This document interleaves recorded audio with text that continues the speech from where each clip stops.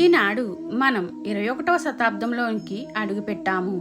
ఇది ఎంతో స్పీడ్ యుగం అయినప్పటికీ ఈ జీవితాన్ని ఆదర్శవంతంగా కృష్ణుడు తీర్చిదిద్దుకునేందుకు, చివరిగా పరమేశ్వర సాయుధ్యం పొందేందుకు మన హిందూ సంస్కృతి సంప్రదాయాలలో మన జీవిత గమ్యం గాడి తప్పకుండా ధర్మార్థ కామ మోక్షాల కొరకు చక్కని మార్గాన్ని తల్లి గర్భధారణ మొదలుకొని క్రమ పద్ధతిలో జరిగే షోడశ సంస్కారాలతో మనకు ఆరంభమవుతాయి. అట్టి పూలబాటలో అలనాటి మన ఋషులు ఆదర్శవంతంగా ఆచరించి మనకు మార్గగమ్యాన్ని చూపించారు.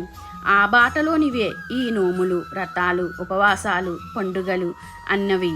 వాటికన్నిటికీ యుగయుగాల నాటి చరిత్రలో మేళవించబడినవి. అటువంటి పండుగయే ఈ అక్షయ తృతీయ ఉగాది పర్వదినం.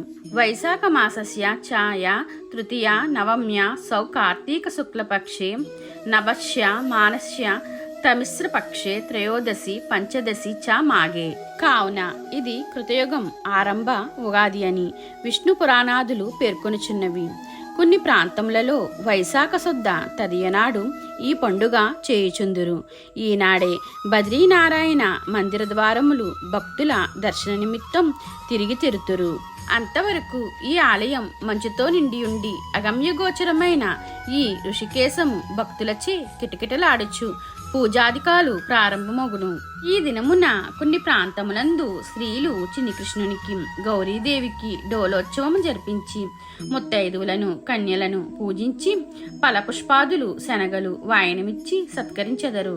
ఈ పుణ్యదినమందు దేవతలను, పితృదేవతలను ఆరాధించుట, గోదానము, భూదానము, సువర్ణదానము, వస్త్రదానము, పూర్ణఘటముతో నిండియున్న ఉదకదానము మున్నగున్నవి మరియు ఈ దినమందు చేయు జపహోమ దానాదులన్నీయు అక్షయము పొందునుగాన ఇది అక్షయ తృతీయమని కృష్ణ భగవానుడు స్వయముగా ధర్మరాజుకు వివరించినాడు.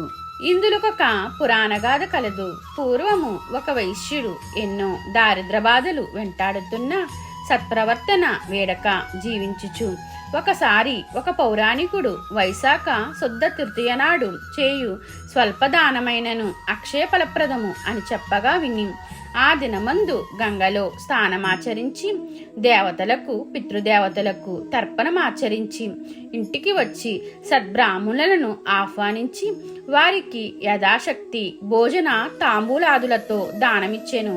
అలా ఆచరించిన పుణ్యఫలమే వాని వెంట వచ్చి మరుజన్మమున అతడు కుశావతి నగరమునకు రాజుగా జన్మించెను.